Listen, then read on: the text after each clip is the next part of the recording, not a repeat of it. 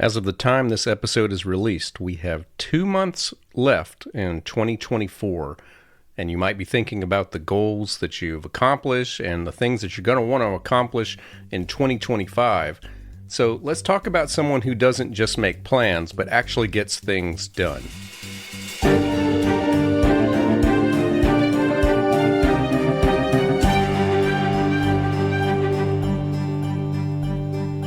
Hello and welcome to the Musician Toolkit, episode number 98. My name is David Lane, and it is great to be with you once again. I hope you all are doing well today. As I'm recording this for the second straight week, it is just the most pure blue sky outside, and just feeling great. A little bit warmer than last week, but still feeling like fall, looking like fall, and I hope. And as someone who grew up in Florida, I never take that for granted. I've been living in North Carolina for, I believe, 27 years now. And I'll hear people every now and then complain about the foliage isn't quite as good as it used to be, or it's not as good as in most years. And I'm just like, I don't care. I grew up in Florida until I was in my early 20s, and some of the trees' leaves would turn brown and fall. But I never saw red and yellow and, just all of and orange and all of these other colors. To me, it was almost like it was a myth. It was like special effects created for a postcard. Same thing with snow. So anytime I get a chance to have seasons other than very hot and kind of hot, it's always great. Okay, so this episode and next episode is going to be a mindset episode. We're going to be talking about goals because there's kind of a double meaning in that, and there's kind of a double purpose in that. I have some goals for the podcast that I'm going to be sharing in episode 100, which is in just 2 weeks from the time this was released. But we're also in the final quarter of 2024, barely 2 months remaining until we get to 2025. And, if you're forward thinking, you may be thinking about, let's make 2025 a big year.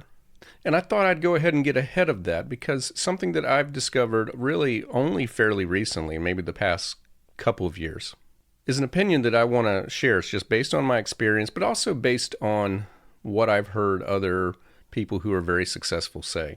It's kind of a different way of approaching goals, New Year's, and all kinds of topics like that in terms of trying to plan for success. And the one thing that I really want to talk about today is this idea of not getting so caught up in a plan that you fail to recognize that you're not much of a doer. So before you make any plans for yourself as a musician, for your personal goals, for your business goals, whatever it is, I want you to ask yourself, how have you been, and be very honest, how have you been with following through on plans that you've done in the past? If your answer is, oh, I always do that. I never fail to execute any plan that I put together. It may not always turn out the way I thought it was going to, but I always do what I said I was going to do. Congratulations, you have gotten all that you need from episode 98. Check back in next week on episode 99 when I talk about something else. I'm going to assume that's a very small percentage of you who just kind of nodded your head with that. Some of you might be, I hardly ever. It seems like I'm always making goals and I just don't get it done. Either I just can't summon the energy, or I end up kind of doing it for a while and then giving up on it. And I have all these big ideas, but I just can't seem to make them happen.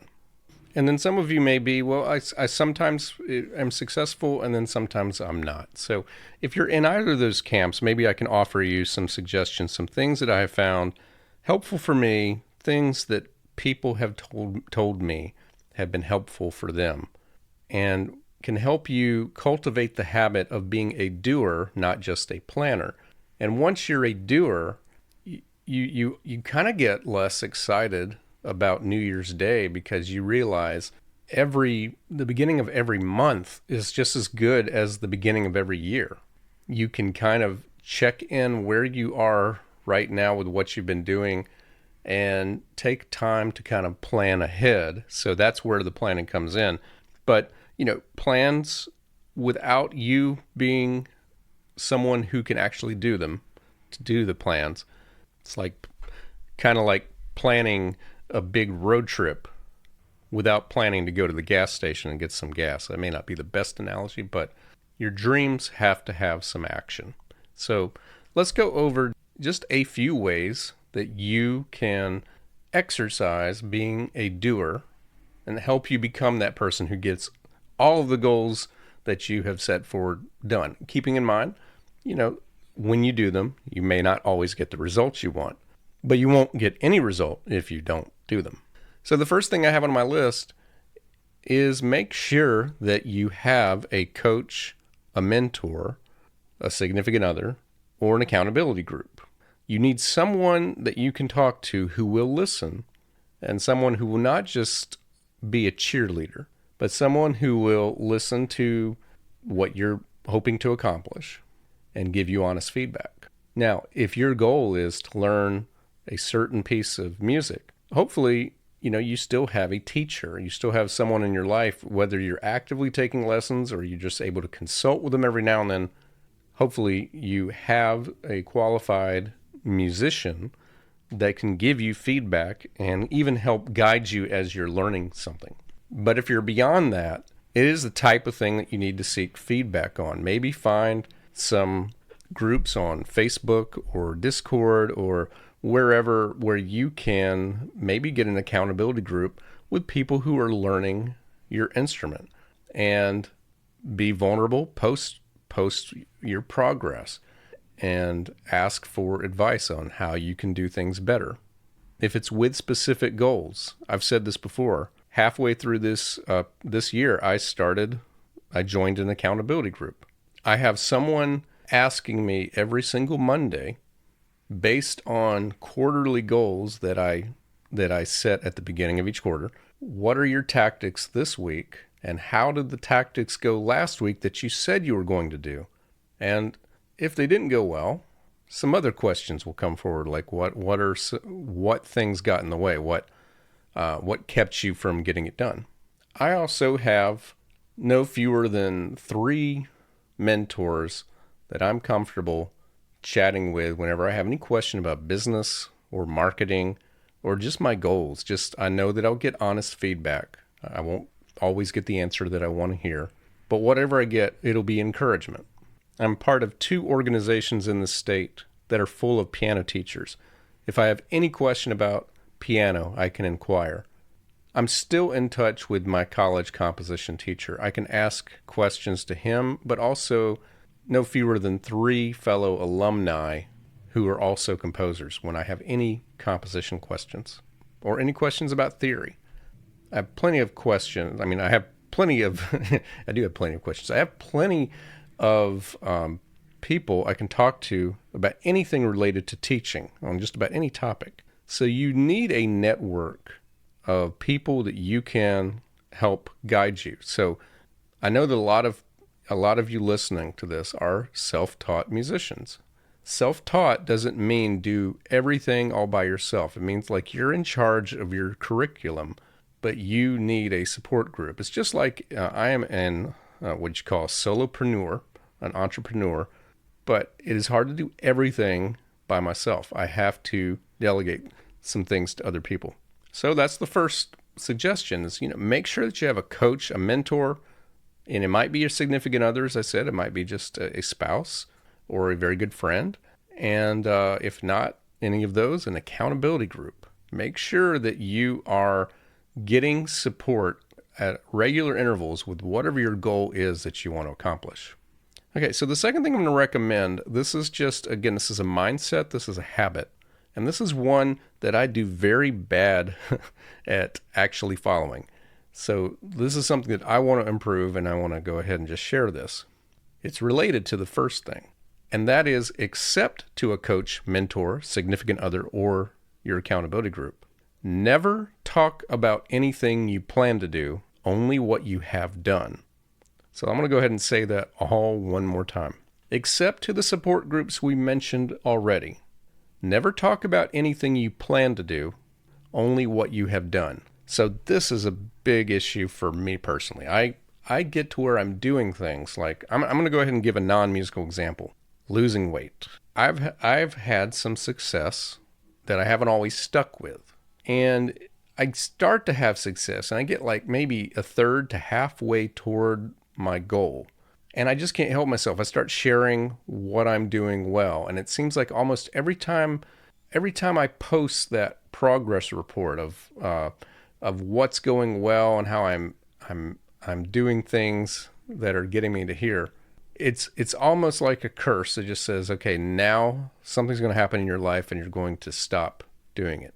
Whereas I wonder how motivated I would be if I told myself I'm not allowed to talk about this until I meet the goal, until I can say I've lost X number of pounds. Here's how I did it. Instead of things are going well, I'm not there yet, but here's what I'm doing. Now, some of you they have no problem with this. There are plenty of people in my life that would rather not share what they've done. They just don't want to share anything about themselves. But if you are an oversharer like I have tended to be, this is something that you may want to consider. And I have gotten this from many people who are very successful financially and tend to meet a lot of their goals. And that is that there's an inner circle that knows about their goals, but the outer circle does not and will not until it's done. Third thing for being a doer, this is something that I did this year, and I find it very helpful. And I think this is especially helpful if you have these things that you know you should do, but you just keep putting off and off and off. And I'll go ahead and tell you one of the things for me was, again, as I mentioned, I'm an entrepreneur, which means I am responsible for my own benefits, if you will. If I want a retirement plan, I have to set it up. And I had known about things like self-employed IRAs and also solo 401ks. But I had this former church job where I'd had this 403b account that had grown to a point, but it had been a couple of years, and I'm no longer allowed to add to that account. So it was just sitting there, just kind of at the mercy of the interest rate of whatever funds it was invested in. But I couldn't add to it. And I'm at that age where I need to be thinking about putting things back into retirement. So what I did with that, and what I did with a few other things this has worked on as well, is I got out a single page of a notebook, and you could do this online as well, on a document, is just make a 3-column list. So just 2 parallel lines on the page, giving yourself 3 columns. At the top of the first column on the left, write the word goals. On the middle column, write the word roadblocks. And on the third column, the one on the right, write the word solutions. So goals, roadblocks, solutions. So I took that goal, and it was to get signed up for either a SEP IRA or a solo 401k. So what are some of my roadblocks? Well, not knowing who to go with, not knowing how to transfer my 403b, and basically just to save time, I'll just say it was a whole bunch of questions I had about things I didn't know. And I felt crippled by my lack of knowledge. So what is the solution? Well, it was one by one, answer those questions. So the action list was to go through all of those questions I had and find the answers and kind of give myself a timeline to find those answers. So now sometimes it's not always that simple. You may have a roadblock that is really big. And so what you have to do is cut it into parts. So when it comes to solutions, you have to break it into the smallest subtask possible. This is often given in David Allen's great book that you should read if you've never read before, called Getting Things Done. And I know it was in another book I read that's just not coming to mind. But this is just kind of a quintessential thing about getting things done. So one of the examples that's often given is, like, let's say that the thing that you're kind of feeling apprehension for, and actually, no, I can give you a specific example for me. The big task was preparing the winner's recital for the State Music Teachers Conference, the composition contest that I oversee each year. Well, that's a big thing. That's an impossible thing. I can't just go, the conference is ready. I have to go through a list of things that need to be accomplished. So, assuming that I have done my work as far as organizing who is going to be participating, and I've informed the teachers and they know all the information, I need to find out things. Like, one of the things I needed to be able to do was to play recordings, because not all of the pieces could be presented as a live performance. Some of them were pre-recorded. So I needed to find out, who do I talk to ask about getting set up to play these recordings. So now you may say, well, that's the action. But no, the action isn't that. It's not find out who do I talk to. It is ask the person in charge, send an email to the person who's coordinating the conference to provide me with a contact for who I can talk to. Now, as it turns out, that person didn't know. So I had to come up with a different question or a different solution. And the solution was call the location, the school where this was being hosted, and just leave a message on the office explaining my situation. And guess what happened? Someone contacted me, and they gave me a phone number and an email to contact. And I got in contact, and I found out exactly what I needed. And I didn't have some of the hardware. I didn't have some of the connecting adapters that I needed to go from my iPad to their system. So you know what I did? I went on Amazon, and I wasn't sure exactly what I needed, but I knew it was one of 3 things. I bought all 3. 2 of them I didn't need. One of them was just what I needed.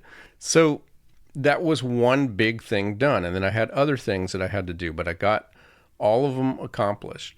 So kind of the point is, think about, what is it that really needs to be done? What can you do first? Because if your goal is to give a piano recital, well, that's a lot of subtasks in there, besides, finding the venue, finding out how to rent the venue, but also, what program are you going to do?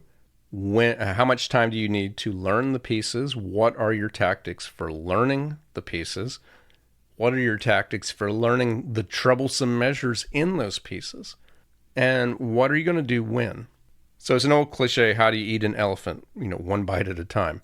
How do you run a race? You take one step at a time. But you need to know what that step is. You need to figure out. And that is what the columns list can help you do. So on your solution side, make sure that you are coming up with things that you can do that are like, in just a few minutes, in just the next few minutes, I'm going to do this. I'm going to ask this. I'm going to email this person, or I'm going to do this thing. All right. The 4th thing for becoming a doer is to commit to working on one actionable item per day and sticking with it until it's complete. So that is to say, if you can do it in a day, do it and you're done. If it takes more than one day to get it done, keep coming back to it day after day until it's done. But notice what I said, commit to one actionable item per day. Don't commit to 2, 3, or 4 or more actionable items per day, because willpower is of finite supply. It's pretty well documented that if you ride a wave of adrenaline and you try to get a lot accomplished on one day, you burn yourself out, and then you don't do anything the next few days. And then guess what happens? You get into the habit of not doing things. So if you want to be a doer, you have to be in the habit of doing things every single day. That's like I do a great job of avoiding fast food, but then as soon as I give into it, I really crave it the next time. And it could be not just fast food. It could be like we're nearing Halloween. So, Halloween candy. It's like I can go a long time without it, but once I start eating it, I want more and more.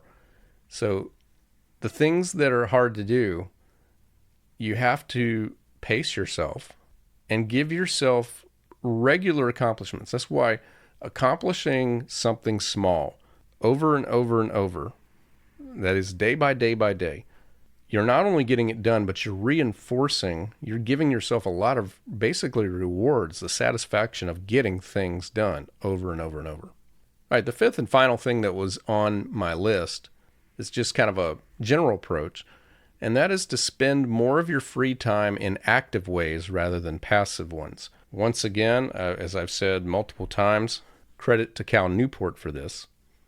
I really recommend his book, Deep Work. If you had to pick one that if you've never read any of his books before, Deep Work by Cal Newport, highly recommended. He has a lot to say about free time and this idea, this actually a myth that we need time off. This is not to say that you should never sit down to watch Netflix or other streaming, or that you shouldn't go online, go on social media. These are fun. These are bits of dopamine, so this is not to say avoid that, but let's rethink that as being actually something good for you. You can say, I don't want to work all the time. But what Cal Newport says in his book, Deep Work, is that our brain, it's not that we don't crave this rest, but what we crave is something different. So if you are a musician, that means you do a lot of mental work. You do a lot of, put a lot of thought in either composing or planning rehearsals or practicing your instrument. And there is probably some physical work involved, but it probably involves either standing all the time or sitting all the time and not really moving, unless you're in marching band camp at this moment. So if you were listening to this and you weren't a musician and this was totally a different podcast, and I was talking to people who do landscaping, well, your downtime needs to be the most healthy balance. It needs to be some mental projects. You should look into painting. You should look into music. You should look into something that kind of explores something different, because your brain loves that and it will perceive that as a relaxation or taking time off from your other thing. But if you're a musician listening to this, you fall primarily on exercising yourself mentally a lot. So I would really recommend look into physical things for your downtime. Look into playing some amateur sports. Look into running. Look into going to the gym. Or look into just doing something with your hands, such as getting into, woodworking or, doing projects around the house. So the myth is your body doesn't need a break. You just need to change the type of work that you're doing. Now, again, this is not to say that you have to do this approach all the time, that you can't ever have fun. But if you want to be a doer, you need to be a doer not just when you're working. You need to have a lot of time. So this is why, again, hobbies are truly important. And again, if you're mainly doing something physical, you need more mental hobbies. But if you're mainly doing something mental, consider getting more physical hobbies, dancing, yoga, in addition to all the other things that I mentioned. So there's no shortage of options. Riding a bike. And finally, just a bonus. This is just one that I put on my own list just for me, and I didn't think this is one that I would wholeheartedly recommend for everybody else. But things that I have found to help me, because this is something that I don't do naturally, and that is to embrace DIY projects. I am the type of person that is totally unlike my dad. My dad would try to do anything himself before he would dare call anybody else. I am happy to always call in somebody else before doing it myself. But I want to more often, and I have, lately done this, to give myself some DIY projects for things for me to do myself, because I have this apprehension, because I'm not really mechanically inclined and don't really know what to do. But just to give myself a goal, and then to break that into tasks just like I would anything else. So again, go back to Goals-Roadblocks-Solutions. What keeps me from doing this? What is getting in the way? And then solutions is, I could watch a YouTube video. I could, watch it and take notes. I could watch the video while I'm doing the thing. I mean, it's little things that most of you would probably laugh at, but replacing the string in my string trimmer. And I should say our string trimmer. My wife bought it. She's more mechanically inclined than I am, and I would normally just let her replace it, but she was busy the day that I was out on the lawn. It was a day that I had time to do it, So I made myself learn how to do it. And it took, and as always does, it took longer than I thought it would. But I was able to get it done, and it worked. And it's always satisfactory when when you're able to do that yourself. And again, it's just a habit. The more you kind of engage with the discomfort of trying to learn how to do something, the better you get at doing it. So that's going to wrap up episode number 98. And I hope that it kind of equips you of how you can be more of a doer. And you don't have to wait till 2025. You can start right now. All right, so coming up, we've got 2 more episodes. They're going to be kind of on the short side, but episode 100 is going to be kind of a celebration episode, and also I'll be talking about, reflecting on the podcast to this point, and just talking about a few changes I'm going to be making going forward. But I have one more episode that's just kind of on mindset. I'm going to be talking about that next week, and I'm excited to talk about all of these things. So if you're listening on YouTube, please make sure you're subscribed, and please click the thumbs up on this video. And whether this is on YouTube or whether this is on my website or on social media, feel free to send me a message, leave any comments, any questions that you have about anything, whether it's podcasting, whether it's musicianship. I truly always welcome your feedback. And again, my website is davidlanemusic.com. While you're there, you can find all of the past episodes of the Musician Toolkit. Again, thank you so much for listening. I'll be back with you again next week.